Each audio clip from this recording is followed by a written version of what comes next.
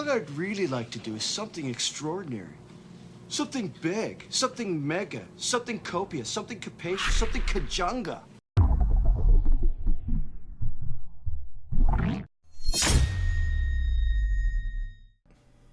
Welcome back, guys, to Chuck Nasty on Fantasy Football. Today I'm going over the impacts of the offseason to the AFC East. New England Patriots, Miami Dolphins, Buffalo Bills, and the New York Jets. As far as fantasy concerns go, this division tends to be one of the least relevant in fantasy concerns. I don't like to draft teams that aren't going to finish extremely well. I don't like to draft running backs on teams that aren't going to be good, like the Miami Dolphins. And you have other teams that are just in shambles, like the Buffalo Bills. But we'll go into it a little bit. So starting with the New England Patriots, they have no more Gronk after this offseason. He's retired. He's been doing a bunch of media stuff. I wouldn't be surprised if he ended up coming back in another year or two. So if you guys are playing in a dynasty league, I wouldn't drop him yet. I'm definitely not saying drop him. But their receiving options are N'Keal Harry out of ASU, Philip Dorsett, and then, of course, the reinitiation of Josh Gordon, who is currently coming off the board as a wide receiver 29 with the 69th pick, late 6th round, early 7th round. It's kind of an interesting deal this year. They've clearly made an effort to invest in the run game. Now, what does that mean for these receivers, Julian Edelman and a couple of these other guys? I don't think that Julian Edelman's going to really be affected that much, and I think that Josh Gordon coming back is actually going to help take some of the better defensive players off of him and put them on to Josh Gordon. But they drafted Damian Harris pretty high in the draft this year. Sony Michel, who got another knee scope done in the offseason this year, has looked pretty good in preseason. You have James White, who is the safe PPR asset that he is, catching 70, 80 passes out of the backfield. And then you have Rex Burkhead and now Damian Harris. Of the backfield that they have there, you're kind of playing Russian roulette.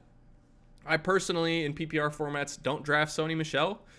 That's my personal take. He's a great running back. He scores a lot of touchdowns. He gets a ton of goal line work, but he doesn't catch passes, which is the biggest piece for me when I'm looking at running backs in PPR formats. I do, however, get a ton of James White. I absolutely love him in that 4th, 5th round. He's a great flex running back. He just puts up points every week and has this safe floor with how many receptions he gets out of the backfield. As Tom Brady continues to age and maybe throws downfield less or has less weapons that he's had in previous years, I feel like he's going to lean on the running backs a bit more to catch maybe a couple more run pass options, or even just these little dump off screen plays that allow them to get some extra points. Huge fan of drafting James White, as always. Moving on to the Miami Dolphins. There have been some offseason changes for them. They acquired Josh Rosen from Arizona, and then they picked up Ryan Fitzpatrick as well. As far as the quarterbacks are concerned, Fitzpatrick is just kind of this really, really interesting story, because he could go out and could throw, 400 yards and 5 touchdowns, or he could throw 150 yards and 5 interceptions. So I'm really interested to see how it goes, but he's probably going to start the year off as the starter there. As it goes for fantasy relevance, Kenyon Drake is in the backfield there, is the 32nd running back off the board, and you can kind of get him with that 6th or 7th round pick, especially in PPR formats, because he's a good pass-catching running back. My problem with the Miami Dolphins is that they're going to be so bad this year. I watched them in preseason. Their receiving options are Devontae Parker, Kenny Stills. You have Albert Wilson that they brought over from the Chiefs. It's not going to be a positive situation for Miami. They're going to be behind in a lot of games, which might yield in some garbage time points, or maybe get some additional dump off receptions for Kenyon Drake. But I'm really not drafting much of this offense. That's just me personally. The positives with Kenyon Drake is that he's been watching tape of James White with the New England Patriots, his division rival, in the offseason. And I'm not as worried about Kalen Ballage, but they're saying 50-50 split and that Balaj looked good. I'm totally staying away from the Miami Dolphins offense this year. I don't really want any part of the receivers. Albert Wilson had, a hip injury in the offseason. Kenny Stills is like a low reception guy that could boom or bust every week. I don't want any piece of it. Let's go into the Buffalo Bills offseason. So they added Cole Beasley from the Dallas Cowboys. They added John Brown from the Baltimore Ravens. They had Zay Jones, Robert Foster, Isaiah McKenzie. So of those receivers, John Brown's probably the most established. I mean, he's fast, he's a good route runner, everything like that. But in redraft fantasy leagues, I'm not sure how much relevance he's going to have. The Bills have Josh Allen as their quarterback, who tends to chuck these big, long downfield throws, and then he also rushes a ton. I'm not sure what the value is that his receivers are going to bring to the table in redraft leagues. So I'm really not grabbing any of these guys. I might grab a couple of the younger potential ones in the backfield, like Devin Singletary in a dynasty league or something along those lines. But redraft leagues, I don't really want any part of the Buffalo Bills offense either. But if you look at what Josh Allen did last year, he's one of these quarterbacks that's kind of going under the radar. He had 631 rushing yards for 8 touchdowns with his legs.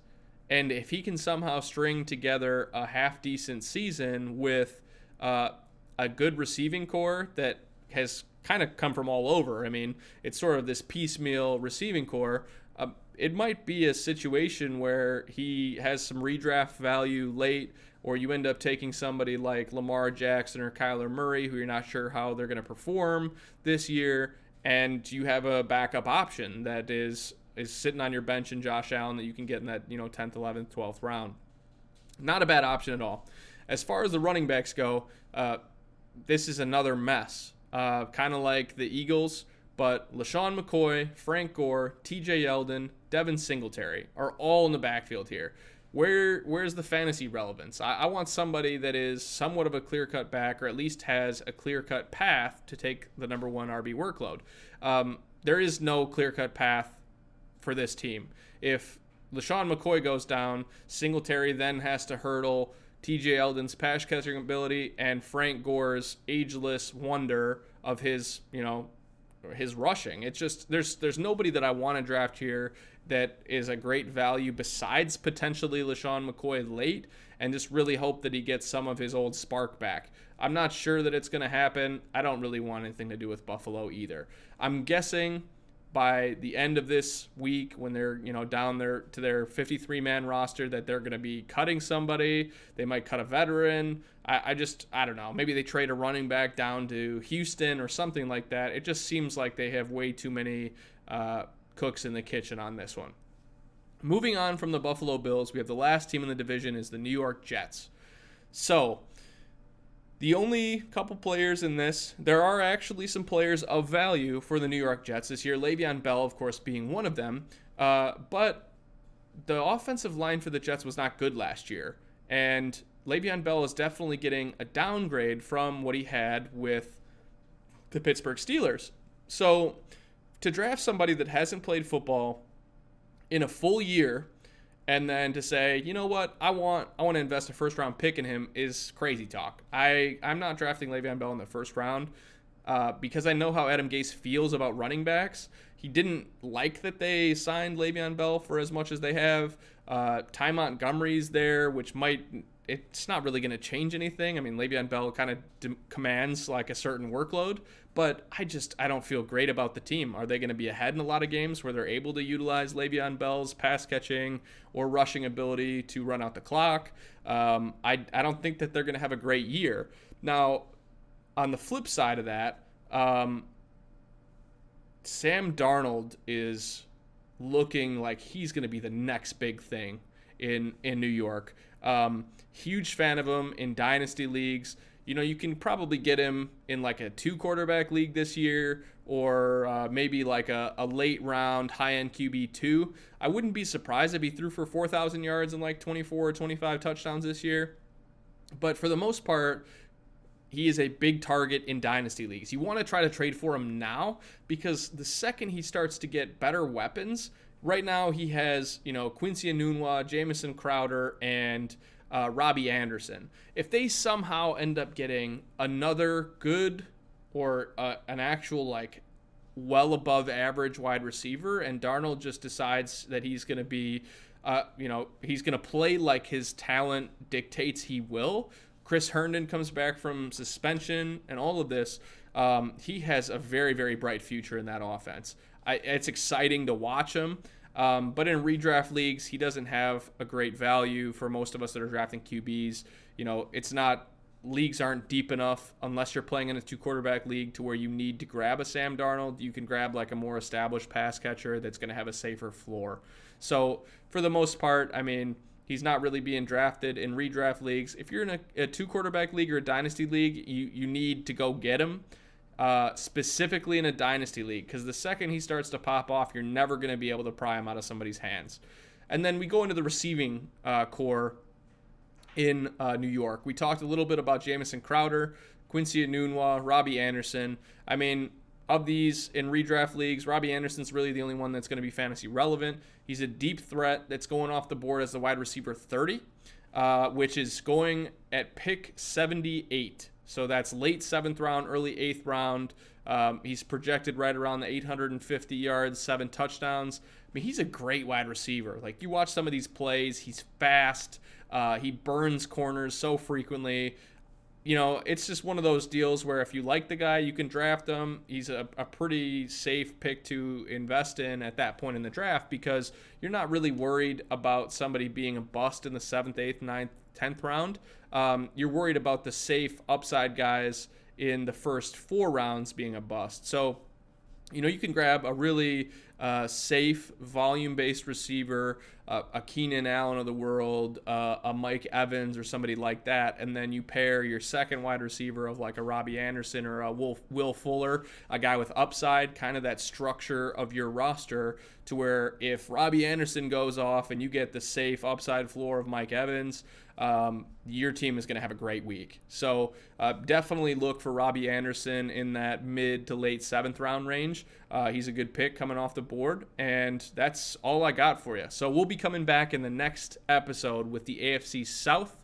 We're going to go over all of the changes, the injury to Lamar Miller, among some other things. I'm dropping some more information for you guys down in the notes. There will be a link to the Tier 1 Thread store with the Chuck Nasty apparel line, and then my Twitch as well as my social handles if you guys want to connect with me or ask me any questions about your fantasy football teams. Make sure you leave a comment on here if there's anything I can do to help you with your league or any questions you might have. Thanks again for watching. We'll see you next time. Okay, we're just about out of time, right? But before we go, we'd like to take a moment here for a Wayne's World salute to the Guess Jeans girl, Claudia Schiffer. Swing! Swing!